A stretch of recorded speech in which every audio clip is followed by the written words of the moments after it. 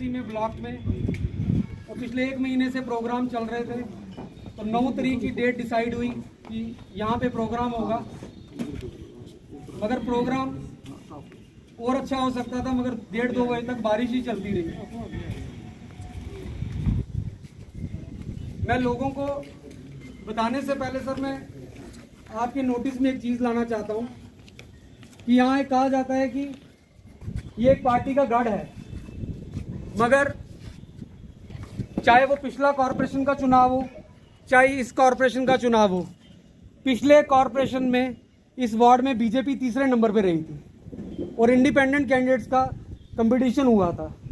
इसी तरह जो सामने वाली वार्ड है, गली के उस पार 24 नंबर वार्ड, भाजपा को लास्ट मोमेंट तक टाइम के बीजेपी के प्रदेश अध्यक्ष रहते थे, वो वार्ड उन्हें हारनी पड़ी। और ये तमाम लोग उस लोग बैठे जिन्होंने उनके खिलाफ उस टाइम वोटिंग की, क्योंकि जब वो एमएलए बने तो लोगों को बड़ी उम्मीद थी कि वो वार्ड का कोई काम कर पाएंगे, मगर बदकिस्मती से जो उनके सराउंडिंग एरिया घर का था वो उसको भी रेगुलराइज नहीं करा पाए। आज मैं आप सब लोगों का शुक्रगुजार हूं कि आप सब लोग आए। बट कल परसों से ही हमने सबको इनवाइट किया, कुछ लोग बारिश की वजह से नहीं आ पाए। मगर मैं आपको बता दूं, मैं अकेला एक ऐसा शख्स था, हाँ जी, जिसने जम्मू कश्मीर पार्टी ज्वाइन नहीं की। हमारी पार्टी जो पुरानी पार्टी थी डीपीएन गुलाम हसन मीर साहब की, वो हमने मर्ज की जम्मू कश्मीर अपनी पार्टी में। और दूसरी सबसे बात, जो नेता जो हमारे प्रेसिडेंट हैं अल्ताफ बुखारी साहब, वो एक लीडिंग बिजनेसमैन है। अमूमन देखा गया है कि राजनीति में से पैसे कमा के बिजनेस शुरू किए जाते हैं। उन्होंने अपना बड़ा बिजनेस चला के अब राजनीति में आए ताकि जम्मू कश्मीर के युवाओं की जो परेशानी वो देख रहे हैं, जो नौकरियों की बात वो देख रहे हैं, उस पर फोकस करना उनका प्राइम वो था। जब 5 अगस्त 2019 के बाद 370 टूटी तो देखा गया कि जम्मू कश्मीर में तमाम लोग अंदर बंद बैठ के, लोगों को खतरा हो गया कि हमारी नौकरियां अब कौन बचाएगा। तो तब जनाब अल्ताफ बुखारी साहब, मंजीत साहब और सारे लीडर बाहर निकले और प्राइम मिनिस्टर से पार्टी बनाने के बाद 8 मार्च को 17 मार्च को प्राइम मिनिस्टर ऑफ इंडिया और होम मिनिस्टर ऑफ इंडिया से मिले और उन्होंने कहा कि जनाब अब आपने 377 तोड़ दी है, मगर जो नौकरियों का है वो जम्मू कश्मीर के लोगों को होनी चाहिए। मगर उसके बाद जब नौकरियों की नोटिफिकेशन निकली तो नोटिफिकेशन ये निकली कि सिर्फ 4th क्लास के जो लोग हैं वो सिर्फ जम्मू कश्मीर के लोग भर सकते हैं, बाकी तमाम नौकरियों के जो लोग हैं वो बाहर के लोग भी भर सकते हैं। और जब नोटिफिकेशन निकली तो जहाँ जो युवा लोग बैठे हैं उनको पता होगा, पहली नोटिफिकेशन बिहार से आई। हमारे पार्टी प्रेसिडेंट फिर दिल्ली गए, प्रधानमंत्री जी से मिले और 24 घंटे के अंदर वो ऑर्डर रिवोक कराया। इसी तरह बहुत से मुद्दे थे, जिस तरह SRO 202 का मुद्दा था, अल्ताफ बुखारी साहब ने गवर्नमेंट ऑफ इंडिया को हल करवाया। केएस एस्पिरेंट्स की बात थी, उस हर मुद्दे पे पार्टी ने अपना जोर शोर से हर बात पे बिना पावर के रहते हुए पार्टी ने वो हल कराया और गवर्नमेंट ऑफ इंडिया को ये मानना पड़ा। जबकि जिनकी डायरेक्टली और इनडायरेक्टली पिछले 7 साल से सरकार है, वो किसी भी इशू को रिजॉल्व कराने में सिवाय कंट्रोवर्शियल इशू और डिवीजन क्रिएट करने के अलावा कोई इशू क्रिएट नहीं कर पाए। मैं आप सबको बताना चाहता हूं कि जम्मू कश्मीर अपनी पार्टी का एक लक्ष्य, जम्मू कश्मीर अपनी पार्टी ने तय किया है कि तमाम जो जम्मू कश्मीर के लोग हैं वो सोशली और इकोनॉमिकली जो हैं वो स्ट्रांग हो। उसमें अल्ताफ बुखारी साहब ने कहा कि जब प्रदेश में हमारी बिजली बनती है, हम आधे हिंदुस्तान को बिजली देते हैं, तो क्यों ना हमारे लोगों को 500 यूनिट महीने की बिजली फ्री मिले गर्मियों में जब पीक सीजन रहता है। और उसी तरह सर्दियों में जब सीजन बिजली कम यूज होती है तो 300 यूनिट की उन्होंने बात कही। दूसरा उन्होंने कहा कि जो ओल्ड एज पेंशन गरीब लोगों को मिल रही है वो 1000 रुपया है। आज 1000 रुपये में बड़ी मुश्किल से नहीं गुजारा हो सकता।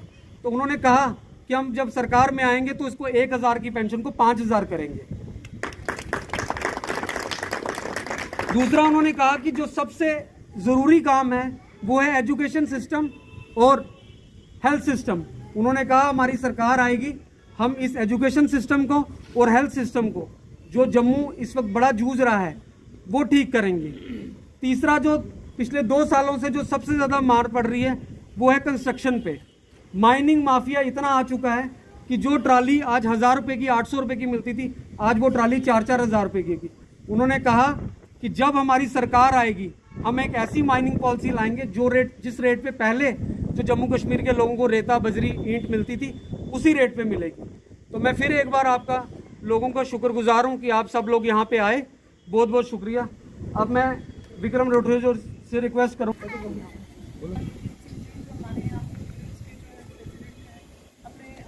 जनरल सेक्रेटरी अपनी पार्टी को लेके मैक्सिमम जो है चीज़ें वो हमारे विपुल जी ने क्लियर कर दी हैं। बट लेडीज़ के लिए मैं ये बोलना चाहूँगी कि घर से थोड़ा बाहर निकलें और इस पार्टी के जितने भी, जैसे हम आमतौर पे ये गैस का जैसे इन्होंने बताया, उज्ज्वला योजना तो हमारे यहाँ बीजेपी ने हमें दे दी है कि सिलेंडर फ्री है भाई। बट वो फ्री क्या दिया उन्होंने? 1100 का जो सिलेंडर है, 1100 रुपये का सिलेंडर हम लोगों को रिफिल तो हमें ही करवाना है। बट हमारी सरकार के थ्रू ये है कि वो जो सिलेंडर फ्री दिए गए हैं उनको रिफिल करवाया जाएगा साल में। वो चारों सिलेंडर जो है रिफिल करवा के दिए जाएंगे। तो लेडीज़ को मैं ये बोलूँगी, जुड़ तो बहुत सी लेडीज़ हमारे साथ रही हैं, बट एज ए जो कहते हैं ना, घर चैरिटी स्टार्ट्स फ्रॉम होम। तो लेडीज़ को आप जितनी लेडीज़ आगे आएंगी और इस पार्टी से जुड़ेंगे, कहते हैं नींव जब अच्छी हो तो घर मकान भी उतना ही अच्छा बनता है। तो वो नींव हम लेडीज़ को रखनी है। और जहाँ तक बाकी जो पॉइंट्स हमें इन्होंने बताया कि बीजेपी का गढ़ है या कुछ भी है, बट आजकल कहते हैं ना, जो सामने जो चल रहा है या जो चीज़ें हो रही हैं, बीजेपी क्या कर रहा है, 370 आर्टिकल हटा, उसके बाद हम लोगों ने कितनी चीज़ों को फेस किया, या जो नौकरियाँ आई जेके एस्पिरेंट्स हैं उन लोगों को पहले एग्ज़ाम दिलाया गया और उनकी नौकरियाँ फिर वापस ले ली गई। तो जितने भी यूथ्स हैं वो दरबदर हैं इस टाइम पे। तो हमारी पार्टी को आए हुए जस्ट 2.5 साल हुए हैं। तो वो चीज़ आप देखिए कि 2.5 सालों में हमने कितनी चीज़ों को जो है वो क्लियर करवाया है। चाहे वो 370 आर्टिकल के पीछे झगड़ा तो नहीं बोलूँगी, बट उसको वापस लाने के लिए हमारे जो बुखारी साहब हैं वो बहुत ही जद्दोजहद कर रहे हैं। उनके पीछे हमारे जितने भी सीनियर्स हैं वो पॉलिसी को रिवोक करवाने के लिए बहुत ही जद्दोजहद कर रहे हैं। सेकेंड थिंग, जो हमारे यहाँ पे जो बताया गया कि यूथ्स के लिए एज रिलैक्सेशन, इन्होंने बताया कि एज का रिलैक्सेशन जो है वो हमारे ही बुखारी साहब वहाँ पे गए तो जाके वो बात हुई। जैसे वो यहाँ पे बोला जाता है कि बी टीम है, ए टीम है, बट बात तो हमें मोदी जी से जाकर ही करनी पड़ेगी क्योंकि वो प्राइम मिनिस्टर ऑफ इंडिया है। बट वो चीज़ों को आप देखिए कि सुना जा रहा है, किस पार्टी को सुना जा रहा है? अपनी पार्टी को। बीजेपी इस टाइम पे रूलिंग पार्टी है हर जगह पे, बट उनको नहीं सुना जा रहा। क्यों? क्योंकि वो यहाँ के लोगों की फीलिंग्स और बाकी उन यूथ के साथ खेल रही है। तो इन शॉर्ट यही बोलूँगी कि 2.5 सालों में जो हमने किया है, आप उस फेज़ को देखिए, और जो जितनी भी नेशनल पार्टीज़ हैं वो 30-30 साल 25-25 सालों से क्या करती आ रही हैं, आपका कंपैरिजन वहीं पे क्लियर हो जाएगा कि हमारी पार्टी कहाँ स्टैंड करती है और उनकी पार्टी कहाँ स्टैंड करती है। Thank you sir. सबसे पहले मुझे विपुल जी ने आज ये कहा कि आज बारिश की वजह से लोग यहाँ काम आए हैं, लेकिन इनको ये पार्टी के बड़े ही हार्ड वर्कर लड़के हैं, लीडर हैं। और देखिए, अगर बारिश कम थी तो इतने लोग आ गए, अगर बारिश नहीं होती तो मुझे लगता है यहाँ पर हमें आप बैठने की भी जगह नहीं मिली। तो सबसे बड़ी बात है, ये इनकी वर्किंग यहाँ पर बताती है कि किस तरीके से यहाँ पर काम करें, क्योंकि हर एक का टाइम बड़ा प्रीशियस है। तो ये इनकी वर्किंग बताती है कि इस एरिया में जिस हिसाब से ये वर्किंग कर रहे हैं, ये आप लोगों की जो गैदरिंग है, ये इनके आंसर का, इनके क्वेश्चन का जवाब है। तो सबसे पहले मैं आपको ये चीज़ बता देता हूँ कि अपनी पार्टी, जम्मू कश्मीर अपनी पार्टी, जिसका नाम अपनी पार्टी है, तो वो हमारी अपनी पार्टी की जो फाउंडेशन थी वो 8 मार्च 2020 को हुई, और इसका शिप के साथ यहाँ पर जुड़ी तमाम political parties, meaning thereby की बड़ी सारी पार्टीज़ के साथ हमारे तमाम लीडर्स हमारे यहाँ पर आए और एक गठन हुआ। और अपनी पार्टी का गठन इसलिए हुआ कि कुछ जहाँ पे कि इस चीज़ को मुझे ख़त्म करना है। मैं ये सोचता हूँ कि हर एक घर में से जो एक हार्ड वर्कर लीडर है, जो एक यंग लीडर है, जम्मू कश्मीर अपनी पार्टी का संगठन होगा। अब बात ये थी कि 2020 में जब हमारी पार्टी का आपको पता है कि 2019 से लेके आज 2022 है, तो for the last 4 years we are living without political process.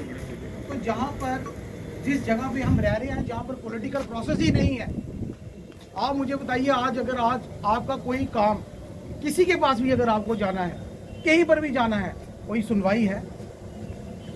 मतलब अपने कॉन्शियस से बोलिए, कोई सुनवाई है? क्यों नहीं है आपकी सुनवाई? कभी सोचा आप लोगों ने क्यों नहीं है आपकी सुनवाई? क्योंकि आपका लीडर यहाँ पर कोई है नहीं, और उसके लिए हमारी यहाँ लेजिस्लेटिव असेंबली होनी चाहिए, वो भी नहीं है।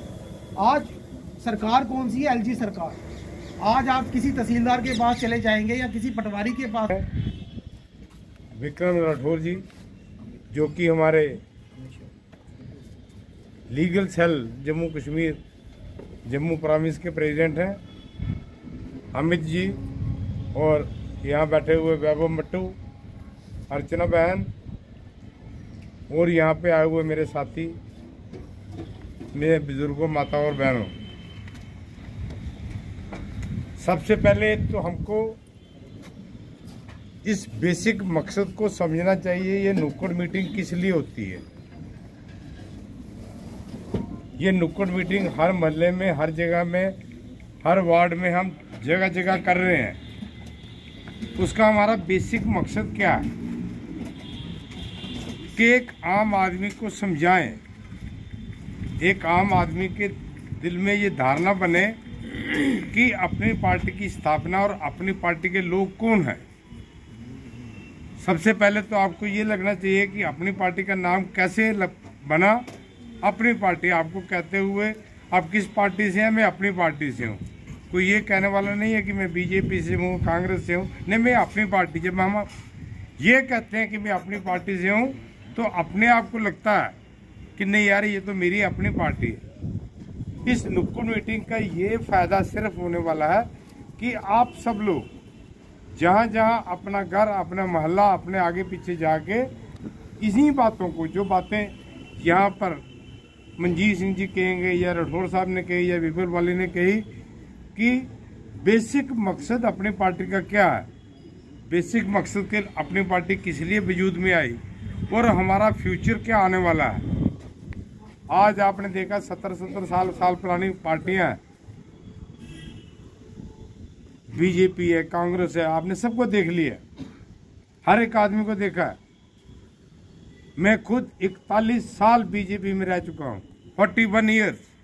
41 साल आदमी की उम्र नहीं होती, जितनी उम्र मेरी 41 साल मैंने बीजेपी को दिए। 1980 में बीजेपी वजूद में आई और 2021 में मैंने बीजेपी को छोड़ा, और उसके बाद मैंने अपनी पार्टी के दामन थाड़ा, क्यों मुझे लगा कि जो अपनी पार्टी है, और एक तो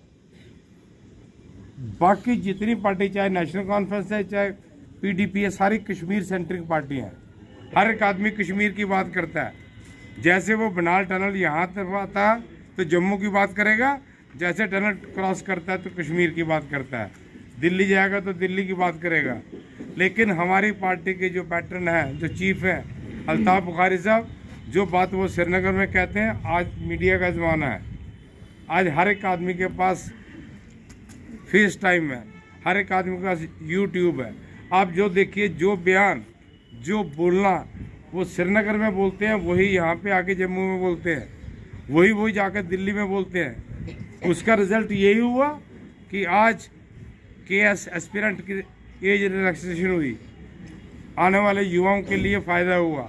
ये उन्हीं बातों के लिए, अगर ये पुरानी राजनीति होती, आज भी मैं देखता हूँ, आप भी देखते होंगे कि पुराने राजनीतिक आज भी श्रीनगर में 370 को वापसी लाने की बात कर रहे हैं। लेकिन अपनी पार्टी के अल्ताफ बुखारी साहब एक वाहिद आदमी थे जिन्होंने सुप्रीम कोर्ट में सबसे पहले ये दाखिल किया था कि 370 को बहाल किया है।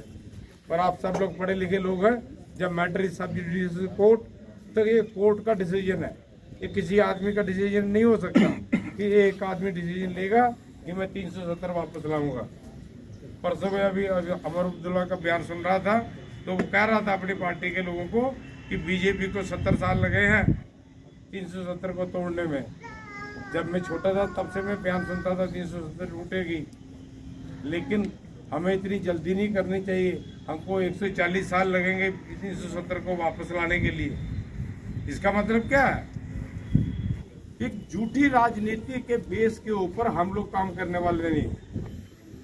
सच्चाई की राजनीति करेंगे, कम लोग होंगे, हमें वो मंजूर है, लेकिन हमें भीड़ इकट्ठी करके हम ये चाहते हैं ये 40 लोग, 50 लोग, 100 लोग, यहाँ जितने लोग बैठे हैं, ये अपने अपने एरिया में जाकर अपने अपने एरिया में अपनी पार्टी की जो चीजें हैं, जो अभी विस्तार से कुछ मंजीत सिंह जी भी बताएंगे कि युवाओं के लिए क्या हमारे लिए है, लेडीज के लिए क्या आ रहा है और दूसरे लोगों के लिए क्या आ रहा है, ये सब बातें जब हम आपस में बताएंगे धीरे धीरे कारवां बढ़ेगा।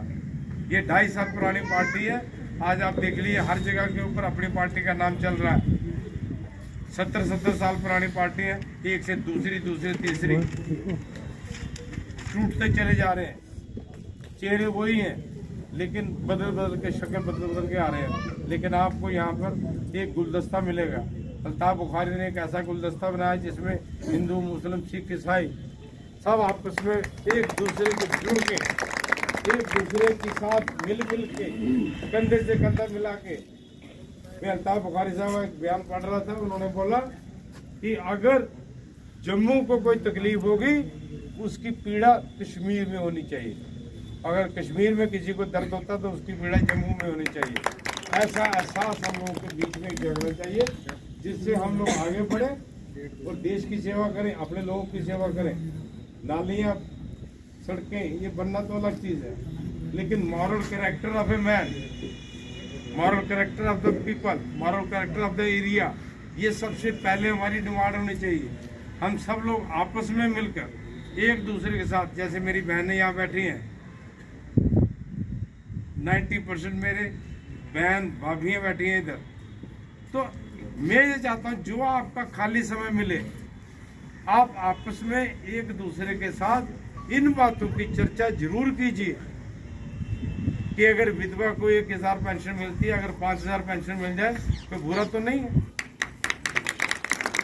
अगर मोदी के सिलेंडर आपको फ्री मिले, आई एग्री कि सबको फ्री सिलेंडर दिए मोदी साहब ने, लेकिन उस समय सिलेंडर 400 रुपये का था, आज सिलेंडर 1200 रुपये का। एक विधवा औरत जिसको सिलेंडर दे दिया तो 1200 रुपये वो कहाँ से लाएगी सिलेंडर भरवाने के लिए? इन सब बातों का चर्चा जब हम लोग आपस में बैठ के बेफजूल बातों की बजाय अपनी इन बातों की तरफ, देश की तरफ, अपने समाज की तरफ थोड़ा सा समय, जैसे हम अपने बच्चों के लिए समय निकालते हैं, जैसे हम अपने परिवार के लिए समय निकालते हैं, इसी तरीके से कुछ समय, मैं ये नहीं कहता कि आप सारा समय पार्टी करिए या सारा समय ये काम करिए, लेकिन दिल में एक दिन का 1 घंटा 2 घंटा कम से कम देश के लिए, अपने बच्चों के भविष्य के लिए।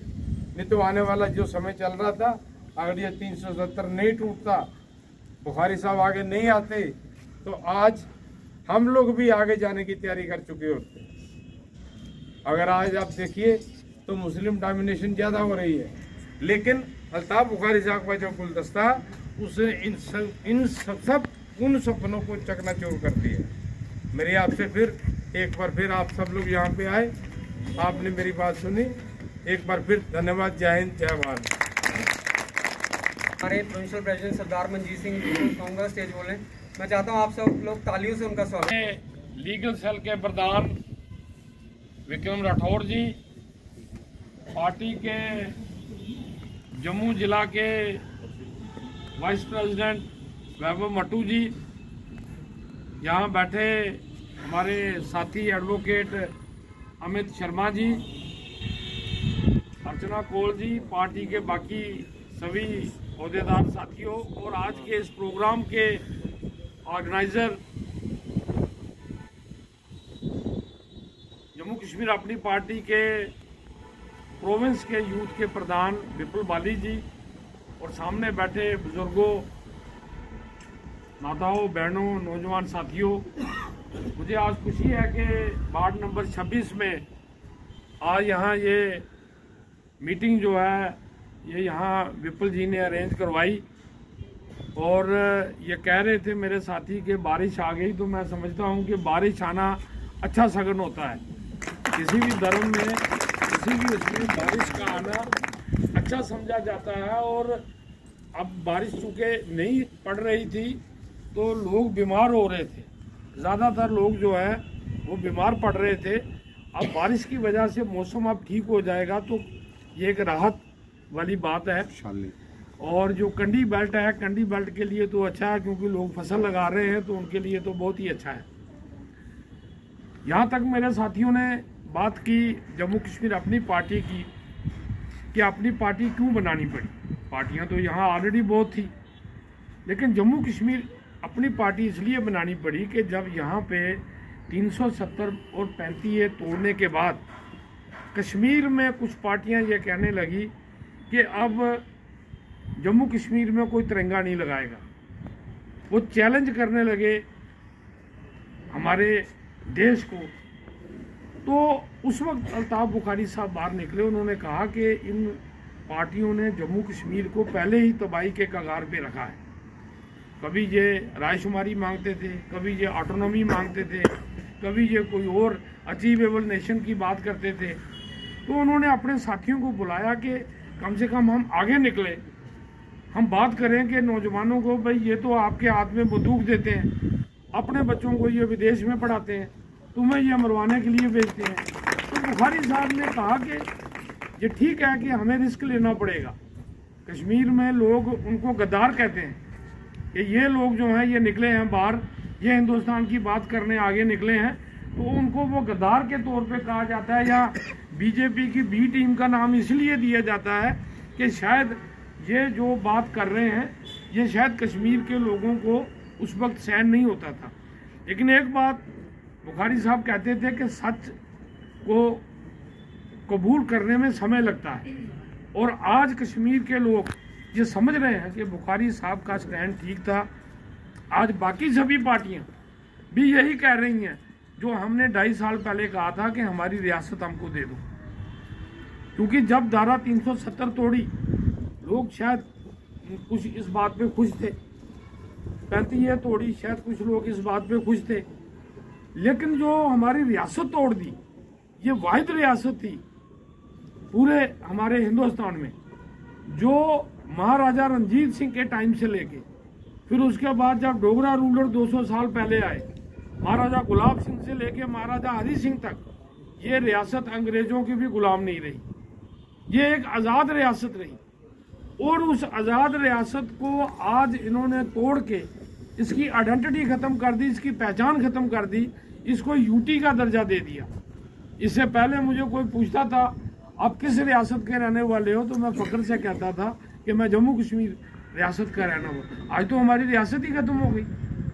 आप देखो देश में जितनी भी रियासतें स्टेटें जब अलग हुई, पंजाब से हिमाचल निकला तो स्टेट मिली, पंजाब से हरियाणा निकला तो हरियाणा को स्टेट का दर्जा दिया, यूपी से